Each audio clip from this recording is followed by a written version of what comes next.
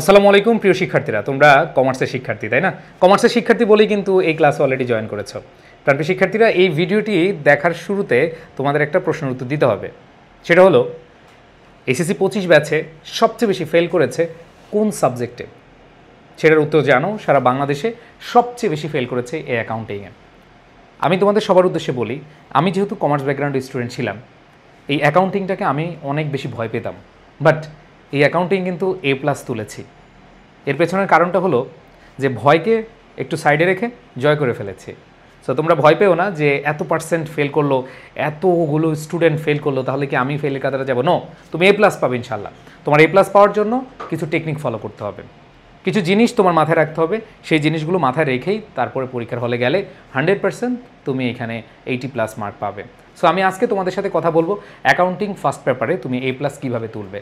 আর এটার জন্য বেশি কাজ করতে হবে না, জাস্ট কিছু গাইডলাইন দিব, কিছু কথা বলবো, সেগুলোই যদি তুমি মেনটেন করে তুমি পরীক্ষার আগে প্রস্তুতি নিয়ে যেতে পারো, ইনশাল্লাহ বেস্ট একটা প্রিপারেশন নিয়ে ভালো একটা পরীক্ষা দিয়ে আসতে পারবা। সো প্রিয় শিক্ষার্থীরা, আমি চলে যাচ্ছি মেইন আলোচনায়। দেখো, তোমরা যারা অ্যাকাউন্টিং ফার্স্ট পেপার শুরু করেছো, তোমরা শুরু করার আগে অবশ্যই সিলেবাস দেখেছো তাই না? তোমাদের MCQতে হচ্ছে 30 মার্কস এবং তোমাদের CQতে হলো 70 মার্কস। সো আমি যদি একটু ভাগ করি, তোমরা ভাগ করে নিবে, অবশ্যই ভাগ করে নিবে। এখানে হচ্ছে কি 70 মার্ক। সো এই 30 মার্কে একটু সিস্টেমেটিক্যালি পড়লে তুমি এইখানে অনেক নাম্বার তুলতে পারবা, সেখানে 26-27 তোলা সম্ভব। সেক্ষেত্রে তোমার করণীয় কি? তুমি যেই কাজটা করবা, প্রথম যেই জায়গাটা মাথায় রাখবা সেটা হলো, তুমি যেই চ্যাপ্টার পড়বা ওই চ্যাপ্টারের মনে রাখবা এই চ্যাপ্টারের কিছু বেসিক জিনিস আছে। বেসিক জিনিস, এই বেসিক জিনিসগুলো থেকেই তোমাদের আসলে কোশ্চেন করা হয়। আমি যদি আরেকটু ভেঙে বলি, সেটা হলো দেখবা যে এক নজরে গুরুত্বপূর্ণ তথ্য, কিছু বেসিক ইনফরমেশন বা তথ্য দেওয়া থাকে, সে এক নজরে যে গুরুত্বপূর্ণ তথ্যগুলো আছে এগুলোতে বেশি ফোকাস করবা, কারণ MCQগুলো ওইটার আলোকেই করা হয়, ওইখান থেকেই করা হয়। সো তুমি এটা একটু ভালো করে বুঝবা, প্রত্যেকটা কনসেপ্ট বা প্রত্যেকটা ইনফরমেশান তুমি বুঝে বুঝে পড়ার চেষ্টা করবা। অ্যান্ড দেন আরেকটা কাজ করতে হবে তোমার, সেটা হলো তুমি হচ্ছে বোর্ড কোয়েশ্চেন সলভ করবা, প্রচুর পরিমাণে বোর্ড কোয়েশ্চেন সলভ করবা। যত বোর্ড আছে সকল বোর্ডের প্রশ্ন সলভ করো।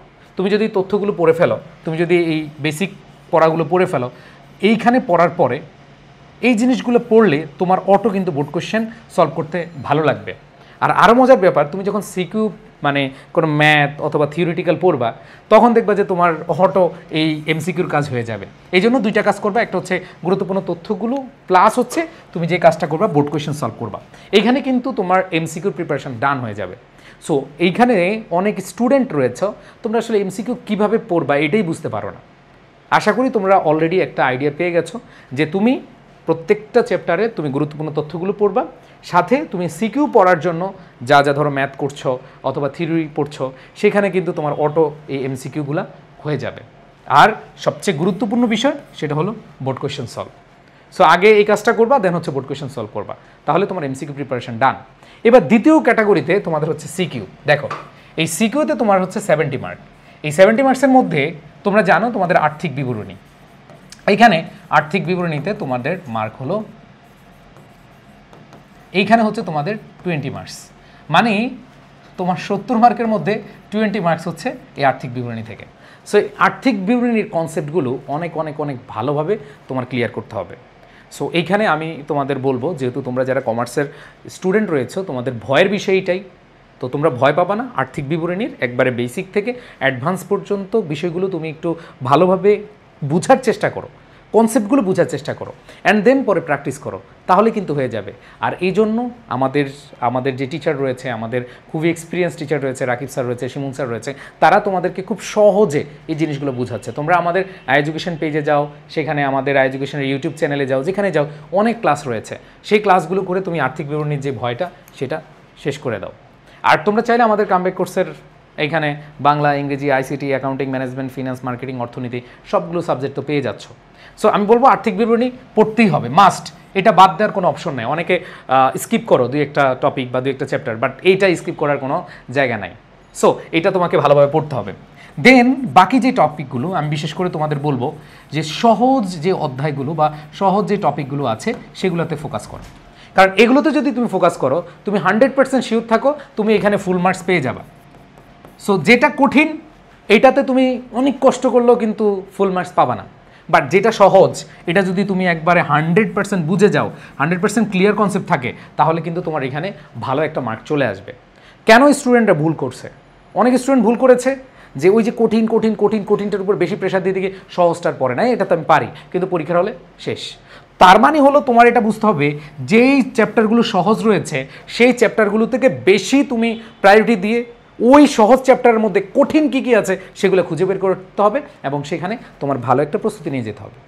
অ্যান্ড দেন তোমাদের যে কাজটা করতে হবে সেটা হলো ম্যাথমেটিক্যাল যেগুলো রয়েছে এগুলো অনেক বেশি প্র্যাকটিস করতে হবে। ধরো তুমি একটা কোয়েশ্চেন বা অ্যাকাউন্টিংয়ের একটা ম্যাথ তুমি সলভ করবা, এই সলভ করতে গিয়ে তুমি আটকে গেছো, এখন তুমি এটা রেখে দিলা না, তুমি এটাকে আবার ধরো। আটকে গেছো কেন? ভুল হয়েছে।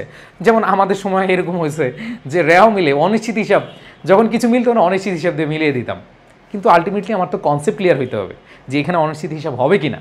সো এই জন্য তোমাদের বলবো যে তোমরা অবশ্যই যে কাজটা করবে ম্যাথমেটিক্যাল আইটেমগুলো প্রত্যেক দিন একটা টাইম ভাগ করো, অথবা সপ্তাহে একটা টাইম ভাগ করো যে আমি এইখানে বেশি এফোর্ট দিব, ম্যাথমেটিক্যাল টার্মে আমি এখানে প্র্যাকটিস করব, তাহলে কিন্তু হয়ে যাবে।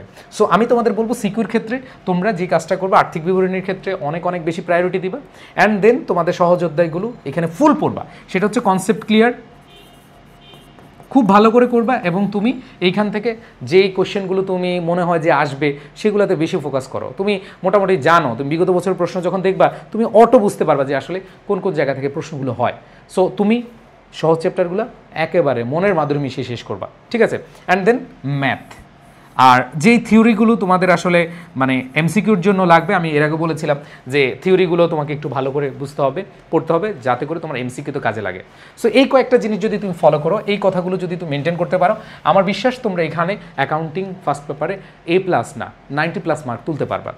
আর তোমাদের সবার উদ্দেশ্যে বলছি যে এই বছর যে রেজাল্টের ধস হয়েছে এই ধসটা যেন তোমাদের ক্ষেত্রে না হয়, এবং তোমরা সবাই একটা জিনিস মাথায় রাখবা যে এমন কামব্যাক দিবা যে মানুষ যেন আর এটাকে উদাহরণ হিসেবে না টানে। যেমন আমি উদাহরণ হিসেবে টেনেছি যে অ্যাকাউন্টিংয়ে ফেল, সো তোমার জীবনে এরকম কিছু যেন না আসে, তুমি বলবো যে অ্যাকাউন্টিংয়ে 90+ মার্ক।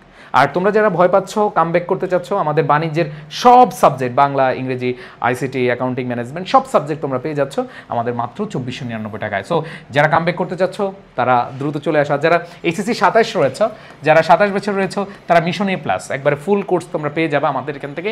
তোমরা একবারে শুরু থেকে একবারে A to Z প্রস্তুতি নিতে পারবা আমাদের সাথে। ইনশাআল্লাহ কমার্সে A+ পাওয়ার জন্য আমরা আছি তোমাদের সারথি হিসেবে, তোমরা টেনশন নিও না।